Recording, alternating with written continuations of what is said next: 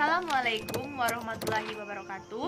Perkenalkan, nama saya Merlin Oktarina, NPM A1I020071, Prodi PG PAUD kelas 1A.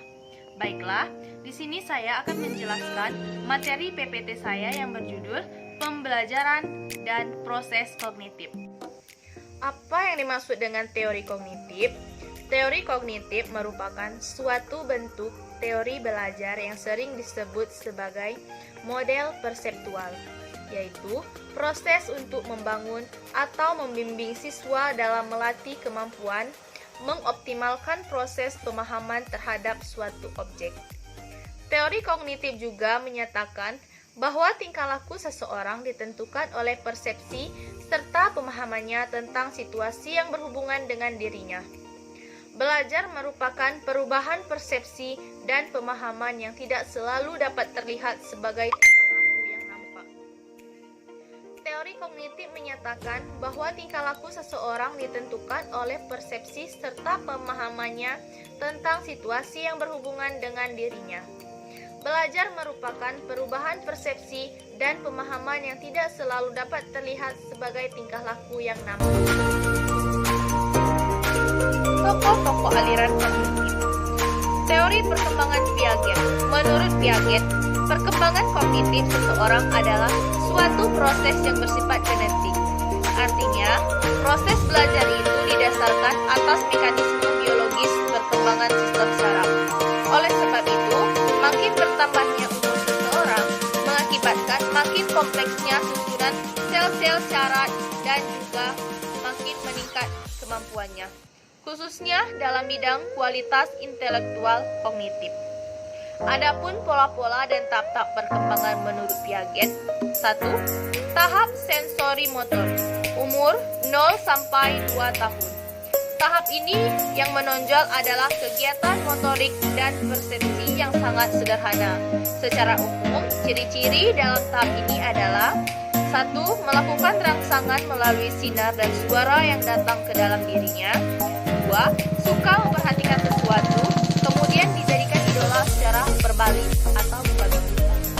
3. Mendefinisikan sesuatu dengan memanipulasinya sesuai dengan persepsinya sendiri. 4. Selalu ingin tahu segala objek sehingga memiliki kecenderungan untuk melakukan perubahan atau merubah. 2. Tahap preoperasional, umur 2-7 atau 8 tahun. Tahap ini lebih ditandai dengan penggunaan simbol atau bahasa isyarat atau tanda. Tahap ini memiliki beberapa ciri khusus seperti 1. Slap counternya sangat dominan. 2. Mampu melakukan klasifikasi objek yang bersifat sederhana. 3. Belum mampu memusatkan perhatian terhadap berbagai objek yang bervariasi atau berbeda-beda. 4. Memiliki kemampuan untuk mengumpulkan benda atau barang menurut kriteria yang benar, serta memiliki kemampuan menyusun benda-benda meskipun mereka belum mampu menjelaskan makna dari benda-benda tersebut. 3. Tahap intuitif, umur 4-7 atau 8 tahun. Pada tahap ini, anak mampu memperoleh pengetahuan atau informasi yang didasarkan terhadap pesan, makna, konsep yang bersifat abstrak. Tahap ini memiliki beberapa karakteristik. 1. Memiliki kemampuan untuk membentuk kelas-kelas atau kategori dari sebuah objek. 2. Memiliki kemampuan mengetahui hubungan secara logis terhadap hal-hal yang lebih kompleks. 3. Memiliki kemampuan melakukan tindakan terhadap berbagai fenomena atau ide yang kompleks. 4. Memiliki kemampuan memperoleh prinsip-prinsip secara tepat dan benar. Yang keempat, tahap operasional, konkret, umur 7 atau 8 sampai 11 atau 12 tahun.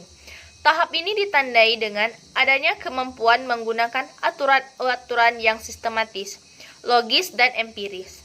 Operation seringkali dimaknai suatu tipe tindakan yang mampu memanipulasi objek atau gambaran yang ada di dalam dirinya. Tahap ini adalah tahap melakukan transformasi informasi ke dalam dirinya, sehingga tindakan lebih efektif. Tahap ini diharapkan tidak ada proses trial dan error atau coba-coba. Karena coba-coba cenderung membuat kesalahan. Tahap ini anak diasumsikan sudah dapat berpikir dengan menggunakan model kemungkinan dalam melakukan kegiatan tertentu. 5. Tahap operasional formal. Umur 11 atau 12 sampai 18 tahun. Tahap ini memiliki ciri khusus sebagai berikut. 1. Memiliki kemampuan bekerja secara efektif, sistematis, logis, dan realistis. 2. Mampu melakukan analisis secara kombinasi. 3. Mampu berpikir secara profesional. 4. Mampu menarik generalisasi secara mendasar terhadap suatu objek. Yang kedua adalah teori belajar menurut Brunner. Jerome S. Brunner adalah seorang ahli pendidikan yang setuju dengan teori kognitif. Hal ini didasarkan atas asumsi bahwa pembelajaran adalah proses untuk membangun kemampuan mengembangkan potensi kognitif yang ada di dalam diri siswa. Perkembangan kualitas kognitif ditandai dengan ciri-ciri umum, yaitu 1. Kualitas intelektual. 2. Kualitas atau peningkatan pengetahuan seseorang ditentukan oleh perkembangan sistem penyimpanan informasi secara realis. 3. Perkembangan kualitas kognitif bisa dilakukan dengan cara melakukan interaksi secara sistematis antara pembimbing, guru, atau orang tua. 4. Kemampuan kognitif juga ditentukan oleh kemampuan dalam mendeskripsikan bahasa, karena bahasa merupakan alat komunikasi manusia. 5. Kualitas perkembangan kognitif juga bisa ditandai dengan keterampilan untuk menggunakan beberapa alternatif penyelesaian masalah secara simultan dan melaksanakan alternatif sesuai dengan realitas. Secara umum, proses pembelajaran harus didasarkan atas asumsi umum. 1. Proses pembelajaran adalah suatu realitas sistem. Artinya, keberhasilan pembelajaran tidak hanya ditentukan oleh suatu aspek atau faktor saja, tetapi lebih ditentukan secara simultan dan komprehensif dari berbagai faktor yang ada. 2. Proses pembelajaran adalah realitas kultural atau natural, yaitu dalam proses pembelajaran tidak diperlukan adanya berbagai paksaan dengan dalih membentuk kedisiplinan. 3. Pengembangan materi harus benar-benar dilakukan secara kontekstual dan relevan dengan realitas kehidupan peserta didik. Proses belajar tidak harus di dalam ruang atau gedung. Wilayah pembelajaran bisa di mana saja selama peserta didik mampu melaksanakan proses untuk mengembangkan daya analisis terhadap realitas. 4.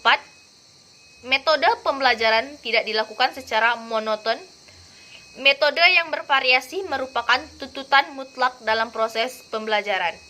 5. Keterlibatan siswa secara aktif dalam belajar amat dipentingkan karena dengan mengaktifkan siswa, maka proses asimilasi dan akomodasi, pengetahuan, dan pengalaman dapat terjadi dengan baik. 6. Belajar memahami akan lebih bermakna daripada belajar menghafal. Agar bermakna, informasi baru harus disesuaikan dan dihubungkan dengan pengetahuan yang telah dimiliki siswa. Tugas guru adalah menunjukkan hubungan antara apa yang sedang dipelajari dengan apa yang telah diketahui siswa. Pembelajaran harus memperhatikan perbedaan individual siswa. Faktor ini sangat memengaruhi keberhasilan belajar siswa. Perbedaan tersebut misalnya pada motivasi, persepsi, kemampuan berpikir, pengetahuan awal, dan sebagainya.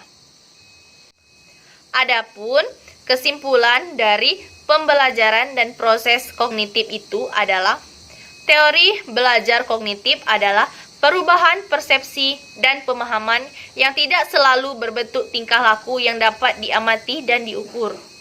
Teori kognitif lebih menekankan bagaimana proses atau upaya untuk mengoptimalkan kemampuan aspek rasional yang dimiliki oleh orang lain. Ada beberapa tokoh teori kognitif.